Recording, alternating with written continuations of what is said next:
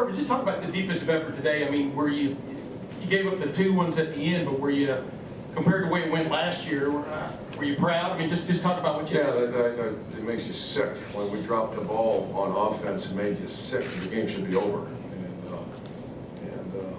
That was disappointing. I mean, it was a great performance all the way around and not even close to last year.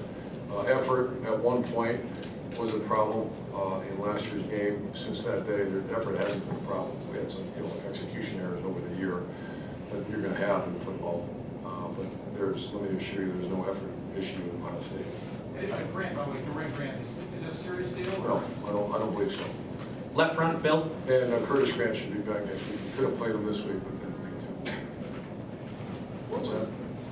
Oh. What was the emotion like today for you, knowing that these seniors who've done so much for the programs with their last game, just Carmen, Ohio, things like that? What was it like for you? Well, one thing I learned, and this is interesting, 1986, when I was here, was my first experience with a place like Ohio State, where I'm in the middle of it as a graduate assistant.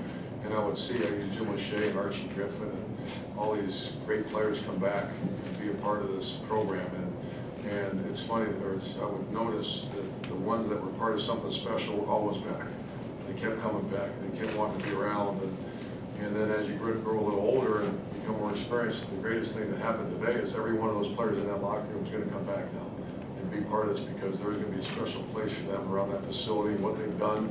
The longest winning streak in Ohio State history. That's all I, but that's a big part of kind of what drives me, to see the players come back and say, hey, look what we did.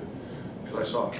That's the first time I really experienced that was here in Columbus, Ohio in 1986. I saw these former players coming back, the 68 national champions and these other Big Ten championship teams, they come back and they celebrate with their families. And I just think that's one of the greatest things that can happen to a college football player. Second row middle, Tom? Urban, I just wondered, Braxton Miller went into the end zone twice airborne, and he's playing without a brace. I don't know if you got a little nervous or what you thought of this. Yeah, we ran a little trick play. Usually, if you saw, he was trying to throw it to Hireman on the little jazzy, we call it jazzy, Kenny G.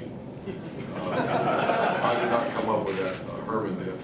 But jazzy is a little play that we run, and I was hoping he'd throw it, and he's a great athlete, and I'd rather him not do that, but do what he's got to do. Far left, Doug? He played really, really well today.